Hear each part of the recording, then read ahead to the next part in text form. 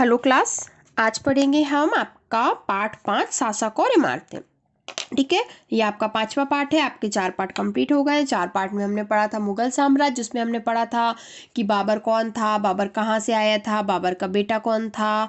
बाबर का बेटा हुमायूं था, हुमायूं का बेटा अकबर पढ़ा था, अकबर के बारे में थोड़ा सा पढ़ा था हमने। एक यहाँ पे देखो इस टाइप का एक चार्ट देखा था जिसमें हमने सब क्या रहे पढ़ा था, बाबर, हुमायूं, अकबर, फिर जहांगीर, शाहजहां, औरंगजेब।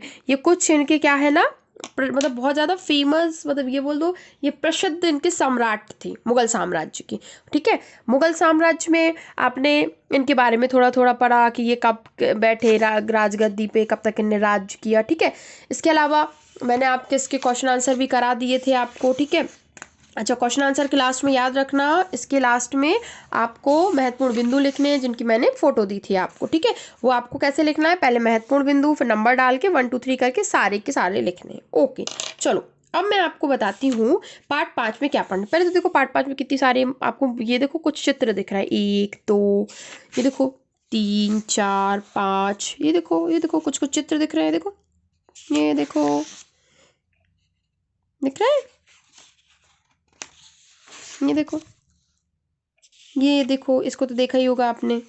ठीक है, ये देखो इसको भी देखा होगा। ये तो जैसे सबसे ज़्यादा फेमस है, ये आगरा का ताजमहल है, यमुना नदी के किनारे। ठीक है, ओके, तो हमें मतलब एक चीज़ समझ में आई, इसमें जो बना है ना ये इमारतें हैं, इनको क्या बोलते हैं, इमारतें।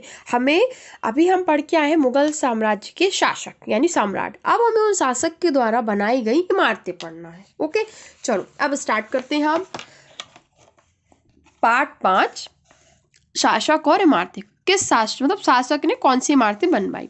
चित्र 1 कुतुब मीनार के पहले छज्जे को प्रदर्शित करता है। कुतुबुद्दीन ऐबक ने लगभग 1199 में इसका निर्माण करवाया। ये क्या है, कुतुब मीनार है।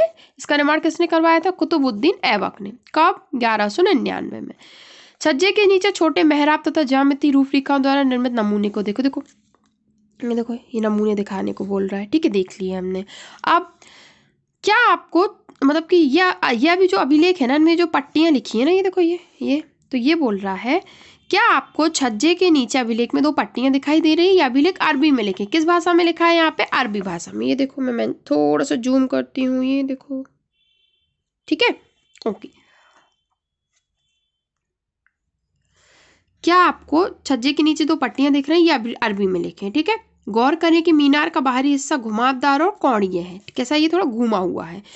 अब आप ये सोचो, ऐसी सतह पर अभिलेख लिखने में कितनी ज्यादा परिशुद्धता, मतलब कितनी प्रैक्टिस चाहिए होगी कि आप इस पे लिख सको। वरना मतलब आप एक गोल गेंद पे कभी लिखने की कोशिश करेंगे तो आप ठीक से लिख नहीं पाएंगे साफ साफ।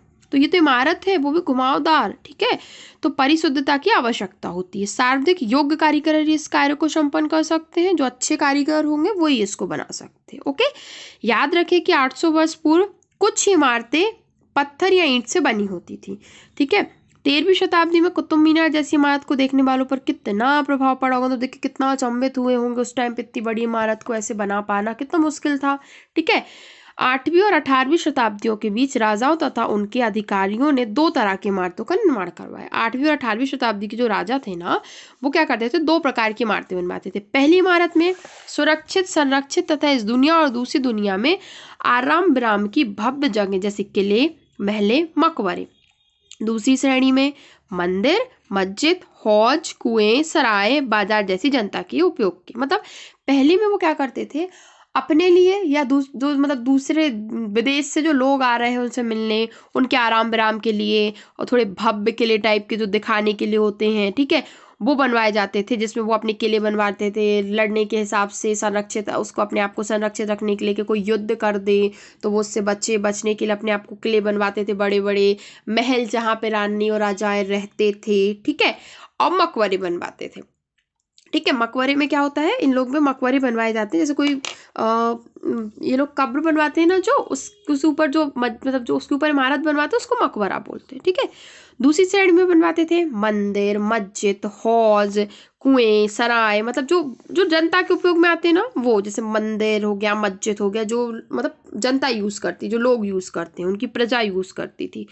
राजाओं से ये अपेक्षा की जाती थी कि वह अपनी प्रजा का देखभाल करें, तथा प्रजा के उपयोग और आराम के लिए इमारतों का निर्माण करवाकर राजा उनकी प्रशंसा पाने की आशा करते थे। इस तरह के निर्माण कार्य व्यापारियों सहित अन्य व्यक्तियों के द्वारा भी किए जाते थे। वह मंदिरों, मस्जिदों और कुओं का निर्माण करवाते थे, परंतु घरेलू स्थापत्य व्यापारियों की विशाल हवेलियों के अवशेष 18वीं शताब्दी से ही मिलने शुरू होते हैं। देखो, इसमें राजाओं से ये उम्मीद की जाती थी कि वो हमारा मतलब प्रजा, जो उनकी प्रजा होती थी, वो उनसे उम्मीद करती थी कि वो हमारा ध्यान रखें, उसके लिए वो हमारे लिए इमारतें बनवाए। ठीक है, तो राजा ऐसा करता भी था। क्यों? क्योंकि इससे क्या होगा, उनकी प्रशंसा होती थी। ठीक है, डन। अच्छा,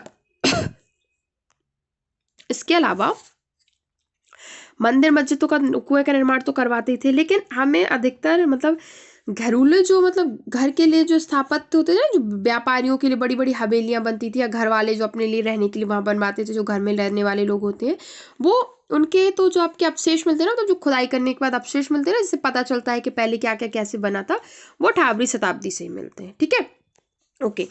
अभियांत्रिकी, कौशल तथा निर्माण कार्य। ठीक है, अब हम इसको पढ़ेंगे। स्मारकों से हमें उनके निर्माण में प्रयुक्त शिल्प विज्ञान का भी पता चलता है। छत का ही उदाहरण ले लीजिए। हम 4 दीवारों के आर पार लकड़ी की सतीत्रों अथवा एक पत्थर की पटिया रखकर छत बना सकते हैं। मतलब चारों तरफ हम ऐसे ऐसे लकड़ी रख दें और उसके ऊपर एक वो रख दें, मतलब पटिया, तो भी छत बन जाती है। जब एक विस्तृत अधिरचना वाले विशाल कक्ष का निर्माण करना चाहते हैं, इसके लिए अधिक परिष्कृत कौशल की जरूरत होती है। 7वीं और 10वीं शताब्दी के मध्य वास्तुकार भवनों और अधिक कमरे, दरवाजे और खिड़कियों बनाने में लगे।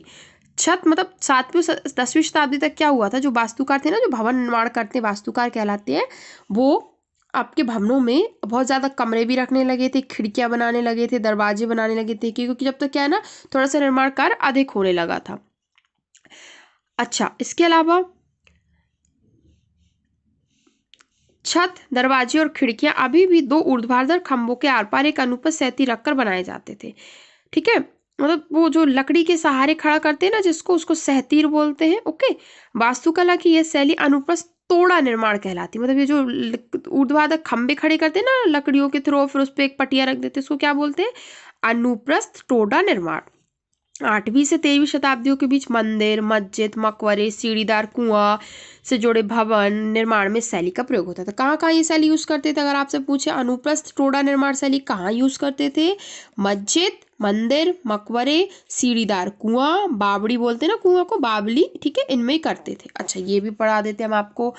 आगरा किले के निर्माण में लगा श्रम। अकबर द्वारा निर्मित आगरा किले का निर्माण, आगरा का जो किला बनवाया था ना अकबर ने, उसमें 2000 पत्थर काटने वालों, 2000 सीमेंट व चूना बनाने वालों तथा 8000 मजदूरों की आवश्यकता पड़ी थी। सोचो, 2000 ये, 2000 ये और 8000 ये, कितना हो गया? 12000 मजदूरों ने किले का निर्माण करवा पाया था, आगरे के किले का। ठीक है, इसके अलावा